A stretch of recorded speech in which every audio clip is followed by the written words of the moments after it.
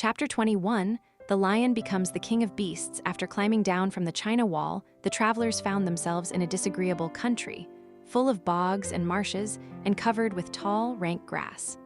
It was difficult to walk without falling into muddy holes, for the grass was so thick that it hid them from sight. However, by carefully picking their way, they got safely along until they reached solid ground. But here the country seemed wilder than ever, and after a long and tiresome walk through the underbrush, they entered another forest, where the trees were bigger and older than any they had ever seen. "This forest is perfectly delightful," declared the lion, looking around him with joy. "Never have I seen a more beautiful place."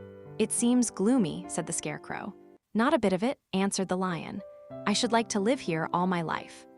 See how soft the dried leaves are under your feet, and how rich and green the moss is that clings to these old trees. Surely no wild beast could wish a pleasanter home." "Perhaps there are wild beasts in the forest now," said Dorothy. "I suppose there are," returned the lion, "but I do not see any of them about." They walked through the forest until it became too dark to go any farther. Dorothy and Toto and the lion lay down to sleep, while the woodman and the scarecrow kept watch over them as usual. When morning came, they started again. Before they had gone far, they heard a low rumble, as of the growling of many wild animals. Toto whimpered a little, but none of the others was frightened, and they kept along the well-trodden path until they came to an opening in the wood, in which were gathered hundreds of beasts of every variety. There were tigers and elephants and bears and wolves and foxes and all the others in the natural history, and for a moment Dorothy was afraid. But the lion explained that the animals were holding a meeting, and he judged by their snarling and growling that they were in great trouble. As he spoke, several of the beasts caught sight of him, and at once the great assemblage hushed as if by magic. The biggest of the tigers came up to the lion and bowed, saying, "Welcome, O King of Beasts. You have come in good time to fight our enemy and bring peace to all the animals of the forest once more. What is your trouble?" asked the lion quietly. "We are all threatened," answered the tiger, "by a fierce enemy which has lately come into this forest.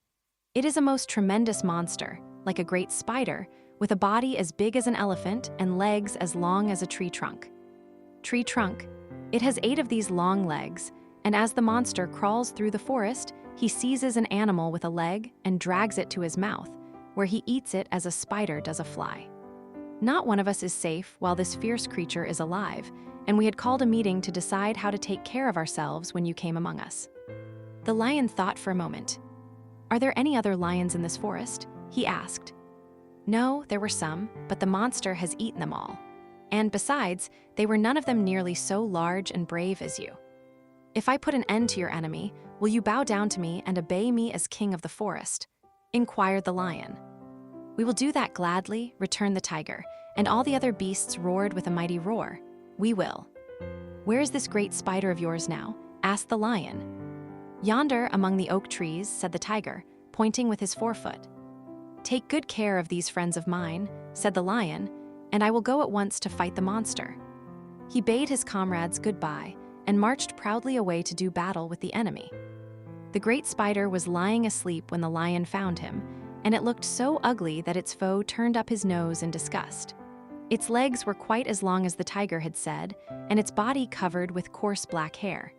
It had a great mouth, with a row of sharp teeth a foot long, but its head was joined to the pudgy body by a neck as slender as a wasp's waist. This gave the lion a hint of the best way to attack the creature, and as he knew it was easier to fight it asleep than awake, he gave a great spring and landed directly upon the monster's back. Then, with one blow of his heavy paw, all armed with sharp claws, he knocked the spider's head from its body. Jumping down, he watched it until the long legs stopped wiggling, when he knew it was quite dead. The lion went back to the opening where the beasts of the forest were waiting for him and said proudly, "You need fear your enemy no longer." Then the beasts bowed down to the lion as their king, and he promised to come back and rule over them as soon as Dorothy was safely on her way to Kansas.